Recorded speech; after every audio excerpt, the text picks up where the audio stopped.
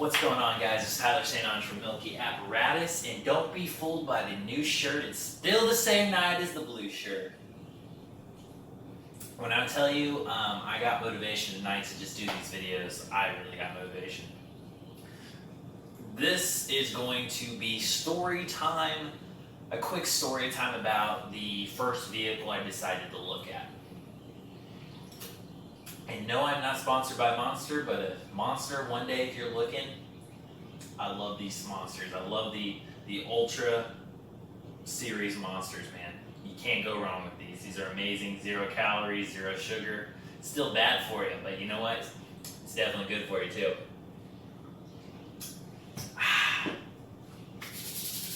Alright, so I have always been a very curious person as when it comes to making money and just trying different things out.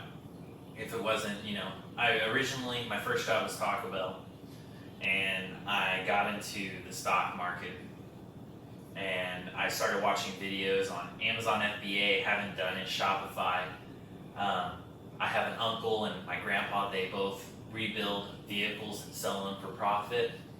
And so I'm not really a mechanic. I don't really want to get down and dirty in the car. I don't want to waste all that time. If you like doing that, that's cool. Personally, I just like trying to look for a good deal and trying to sell it. I have not personally bought a car to sell yet. I'm in the looking phase. I just now got into this market because I've saved up enough money after graduating school to finally be able to get into this. So this is a story about how I was looking for a car and I found my first car that I thought I was going to go buy. So, I'm on Marketplace. I think I was only on the Marketplace at this point, because this was a couple weeks ago. I can't remember if I was just looking at Facebook Marketplace. But I ended up finding this white Nissan Altima. And I think the guy had it for $2,200 on Marketplace. And listen, when I right now don't feel like I know a lot, but I definitely know more than I did a couple weeks ago when I was looking at this car. So $2,200 seems super cheap to me. I think it was at like 189,000 miles, okay guys? And I was like, $2,200 is cheap. I'm looking on the internet and I'm like, if I could get them down to $1,500, I'm over here thinking, my first vehicle, I'm gonna convince this guy to give it to me for $1,500 and then I'm gonna sell it for $2,200. Freaking stupid. Anyways, so that's my whole plan. I'm like, if I can get him down to 15, 18 max, I'm not giving him more than 18. Like, I'm gonna knock him down that far. You know what I mean?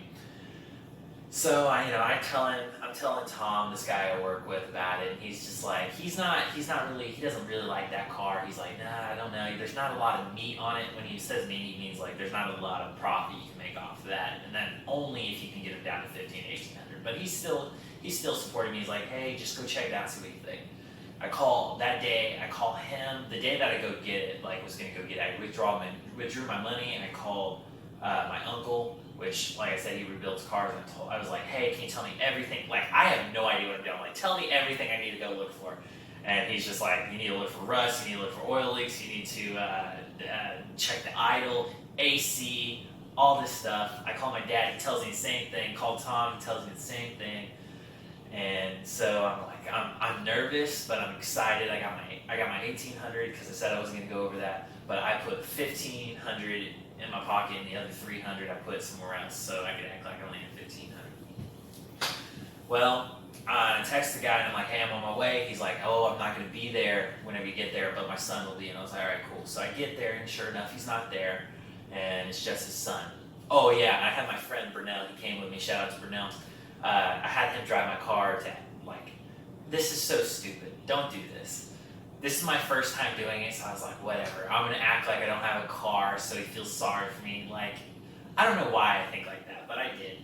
And so I had Brunel drive my car, and I got out, and the son's there, and he's like, my dad's gonna be here in 30 minutes. He said you can test drive the car if you wanna look at it, and then stay here if you wanna buy it. I was like, all right. Well, I messaged the guy, and I was like, hey, how are the tires? He's like, oh, mint. He didn't say that, but anytime when someone tells me they're great, I always say they're mint because it's funny. But anyways, I was like, all right, cool. I get there, and these tires are bald. And when I say bald, I mean if I took a cup of water and threw it on the ground and I just went over it, I would have drifted. I would have hydroplaned on that cup of water. I swear to God, that's how bald they were. I was like, dude, what the heck? I look around all the other, the car looks clean. It's good, right? I start the car up and then, I go take my drive and immediately I'm hearing like this rattling noise in the front, right? And like I said, at this point, I don't really know anything about cars. Like, I still don't know very much about cars, but I do, like, I know a little bit more since the first time I went and looked at a car. And I hear this rattling noise, I was like, what the heck is that? But other than that, the car drove fine. Besides the tires and that rattling noise, that's the only thing I really had an issue with. I drive it back, and I was talking to the kid, and it's like, hey man, so why is your dad selling this? And he's like, my dad buys cars for cheap and sells them for a profit. And I was like, no, because I knew immediately, even though I'm inexperienced, I know if he's doing that, like I'm trying to do, that's why he's pricing it for $2,200. If you go back to the beginning of the video, I said I wanted it for $15 so I could sell it for the same price he was selling it for. So I knew he was not going to go lower in price because what he bought it for is what I was trying to buy it for, and he's not going to break even or lose profit, obviously. So I knew I was going to get the car, but I waited for him anyways to see how negotiation works. And I told him like those tires are bald. He didn't speak very good English, so it was kind of like confusing on what was going on. I was like, tires are bald. What was that noise he's telling me about? Ball joints. He's like, it's a cheap fix. I'm like, I looked it up. It is a cheap fix, but that's if you know how to do it. I don't, so it's going to cost me, at least $100 in labor. You know what I mean, on top of the part. So I ended up leaving without a car, but that was my first experience ever of going to look at a car to intend to profit. So basically, what I learned from that was I need to talk about the car more when I message people from that experience. So with that experience, I kind of just went in and was like, hey, I just want to look at the car. And I drove all the way out there. It was like 20, 30 minutes out of the way just to find out that he was selling it for profit. I didn't do very much research on the car to see what a good price was. I didn't know that I should get a really low price, then negotiate down instead of going at the price that everyone's wanting to sell at, if that makes sense. What else? I learned that most Nissans, they have this thing called the CVT transmission. I don't know what CVT stands for, but basically it stands for if it goes over 150,000 miles, that transmission is going to go out. So I would be careful of Nissans in general that have the CVT transmission, anything over like 150,000 miles. Learned that. I looked that up. I actually been told by somebody, Weston, I mentioned him in another video from YouTube. I follow him on Instagram and he replies back every once in a while. So I messaged him. He's like, stay away from those Nissans. Those CVT transmissions are crappy, basically. That's also not always the case, but most of the time those transmissions are pretty bad. If you go on Marketplace or anywhere and you see a ton of Nissans for super cheap, guarantee you it's got transmission issues, which I saw common on, ever since Weston told me that. When I go on Craigslist and I see a really cheap Nissan, 9 times out of 10 in that description it says, I think the transmission's going out. It's a common thing in those CVT transmissions.